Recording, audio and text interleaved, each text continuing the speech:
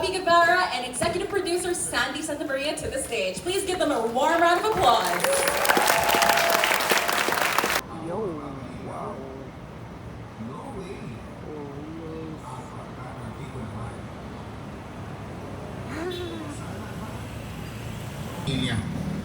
At wala na nga akong ibang mahihiling pa.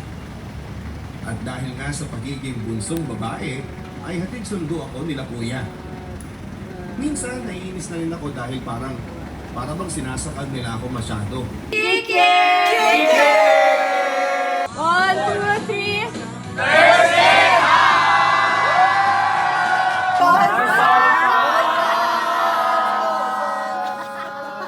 Welcome, the Shopping Network.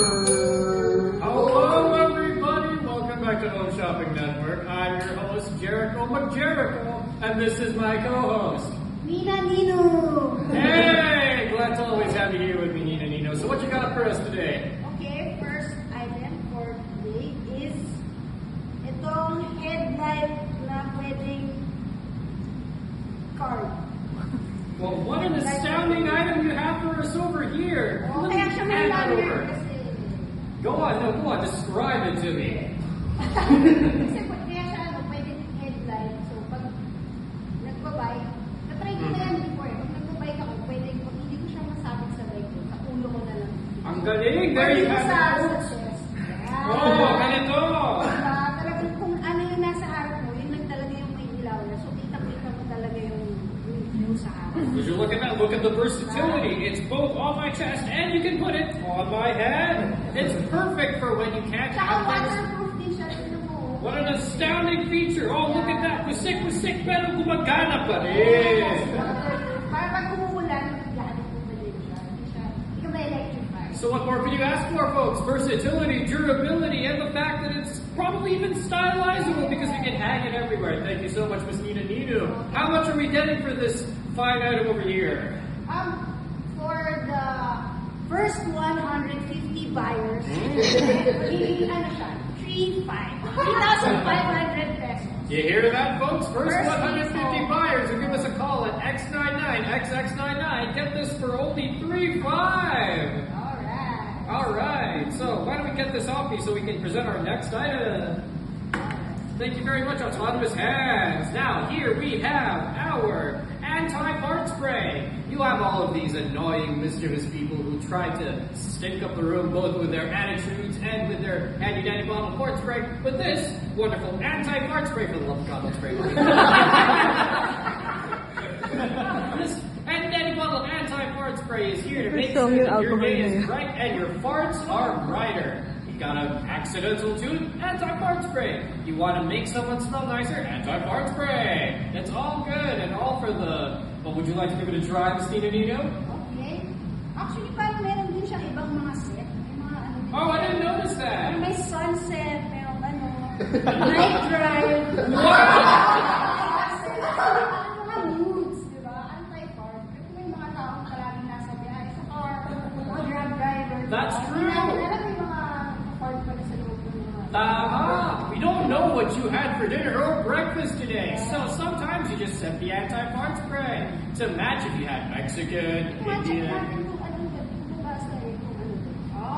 Ito yung night drive. Sige, so yung mga grab drivers dyan, grab one now. Plus, you can indulge me in this one. One of you will fart, and one of you will use the fart spray. What better way? What better way for us to demo than me passing gas right now? Get ready to give it a whirl, Nina Nino. Smells like the Skyway. Wala tayong naamoy. All I can smell is car air freshener. It's perfect. Oh, it looks like we can give this away to our first 150 callers for the low price of $5.99.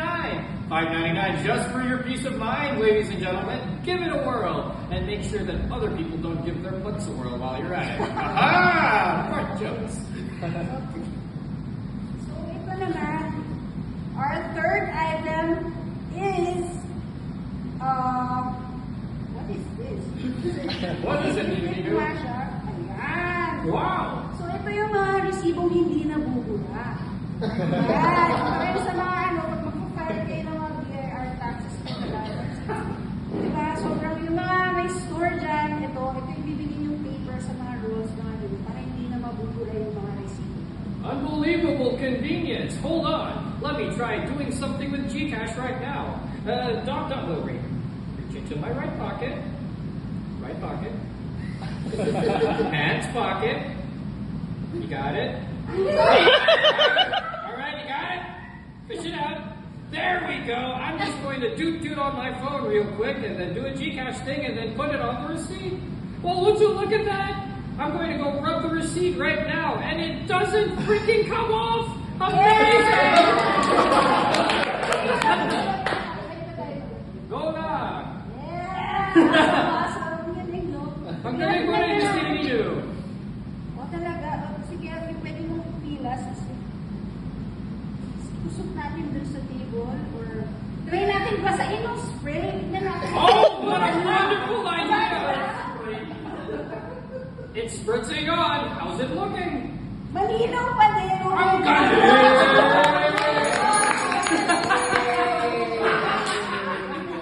Thoughts, feelings from the inside, how are you? This scene is Terrace. Terrace. Two people, go! Do you like birds? Baka naman hindi yan word. Baka naman, mali ka. Baka naman ikaw ang mali. Ano ba naman yung mali? Meron bang words? Baka bang hindi yan bird? Parang bats yan eh. First person, come in, pass mo agad. Let's start. Any person. And you ask the question. Bird? Mukha ba siyang bats? Baka mukha rin yan. Dami, you ask the question. Baka mukha siyang bats? Sigurado ba? Wait. Ha? Hindi ba plano lang yan? Hindi ba siya nagka-crash? Yung pinag-aaralan ng elementary? Ikaw ba? Na-perfect mo yan? Nung elementary ka? Siyempre hindi! Next person, come in. Ask the question. Hindi mo ba na-perfect yan nung elementary ka? Bakit may nasing nag-graduate ako ngayon? Bakit hindi? Iniisip mo, matalino ko. Bakit hindi ka ba matalino? Sumuka ka na matalino. Sumuka mo matalino. Hindi ba? I'm gonna toss a scene. I feel like we're being. Our scene is inspired by accounting. Marunong ka ba mag-numbers? Hindi ko pa rin matali. Marunong ka ba mag-numbers? Hindi mo ba alam graduate ako sa accounting? Kailan ka graduate ng accounting? Di ba sinabi ko na sa iyo? Eh bakit ka mataray? Di ba ganun ako lagi? Di ba ganun ako lagi? Ganun ka ba kahapon? Hindi ko naman ba naalala? Paano na yung memory mo niya? Next person! Pasok! Paano na yung memory mo niya? Hindi mo ba nakikita ako? Nakikita ako? Alin? Naalala mo ba itong memory dyan yung binigay mo? Saan ko nakikita dito?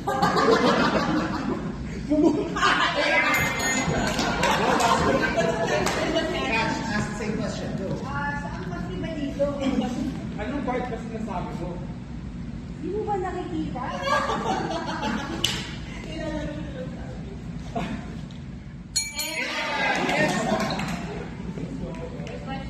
mo ba nakikita? Hindi mo ba maalala ng bulat ako? Kailan ka ba nakulag? Ba't di Hindi mo maalala na nagbulang ko ang mga 20 years ago. Kailan yung 20 years ago? Hindi mo alam yung mga dates! Ilan taon ako noon ba? Remember how old you are! Next person. Why can't you even remember how old you are?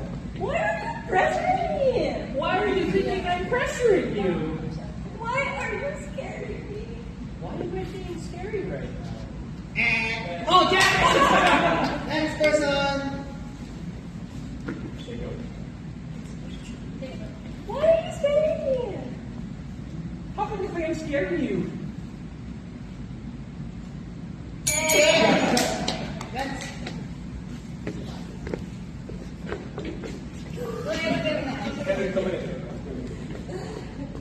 How come you think I'm scaring you? Hindi ko trabaho mo yan. Di ba, bago lang naman ako dito sa Riverland. Bakit ang galing-galing mo na? Di ba yung ano, hindi mo maalala na. Bakit ang galing-galing mo na?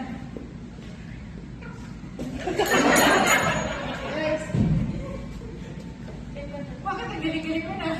Hindi ka ba nagtitraining?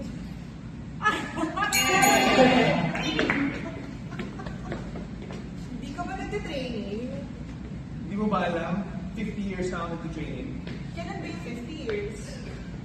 Di ba bago ko ng pinganak? Tagalog lang. You were born then, right? Maybe. Next. You were born then, right? Sino ba yung nagpakanak sa akin? Hindi mo na maalala yung yung nanay mo? Kilala mo ba tatay ko? Kilala ko yung ex. Kilala mo ba yung tatay ko? Hindi ba siya yung tatay ko? Kilala mo ba yung nanay ko? Hindi mo ba nabasa dito? Nababasa mo ba? Hindi ba si Ricardo Pucondo? Yun yung pangalan ng tatay ko. Di ba sinamahan mo ako magpa-check up? Kailan? Natatandaan ko ba?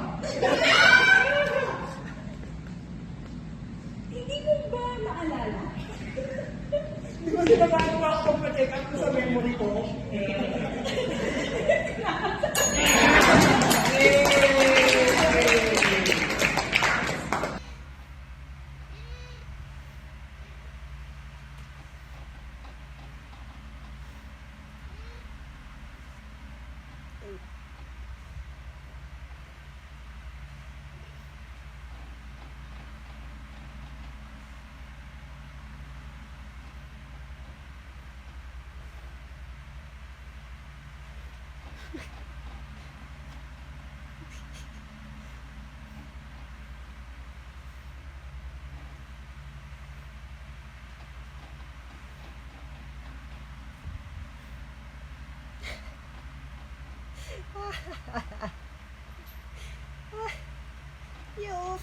You make me laugh. Ay, talagang joke ako talaga. Sige.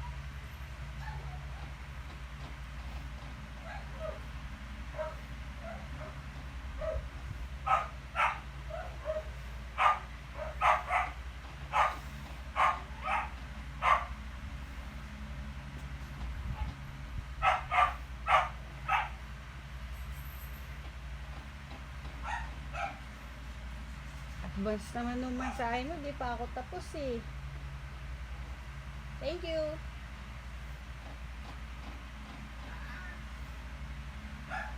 Wala ba si Mami? Wala ba? Obvious ba? Si Mami? Wala pa. Wala pa. Ba susunduin mo nga?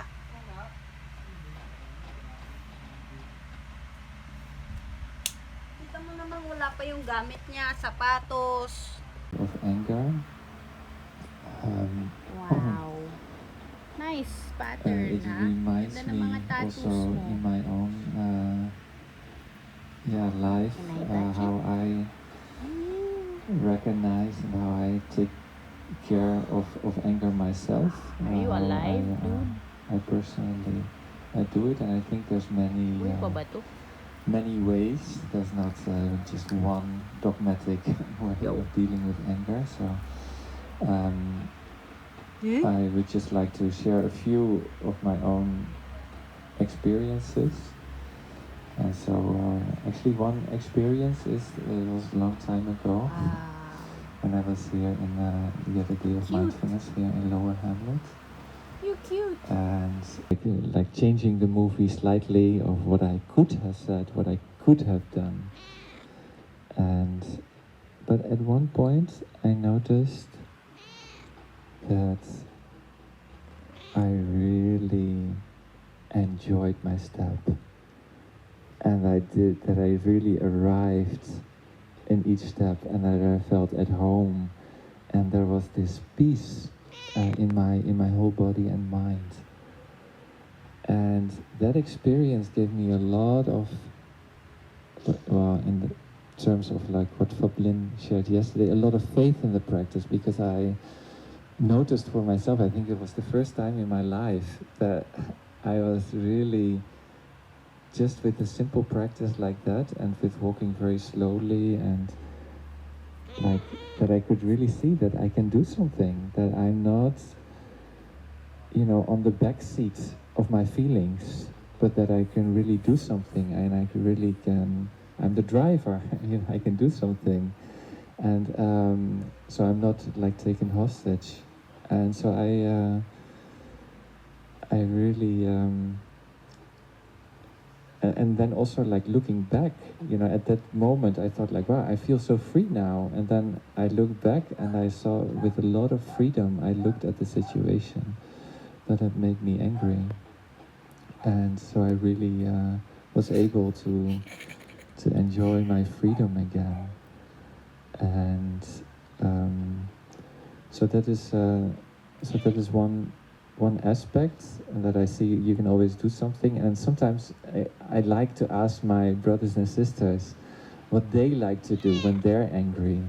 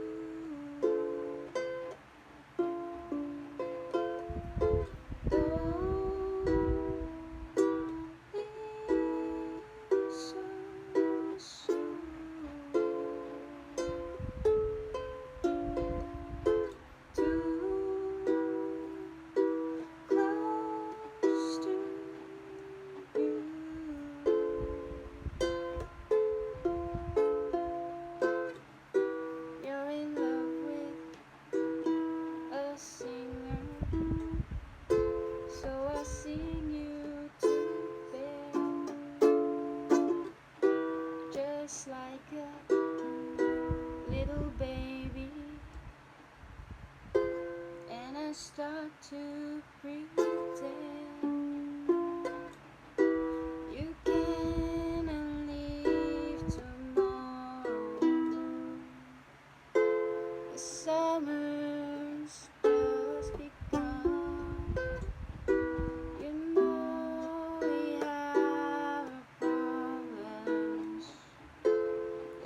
distance, ruins of love. It's so soon.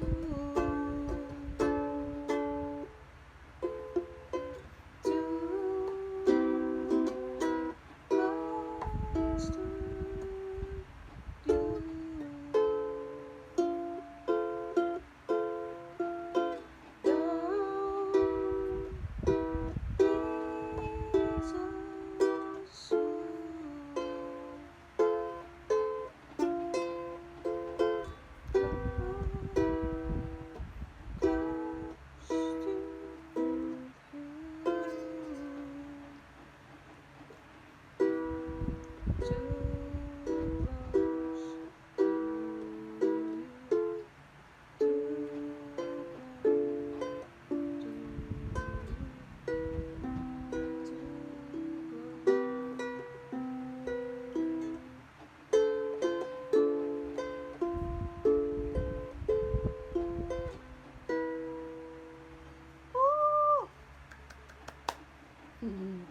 What? Tiny feather. But maybe for you, Where did you come from, tiny feather? was two things. Cultivate joy and cultivate happiness. First,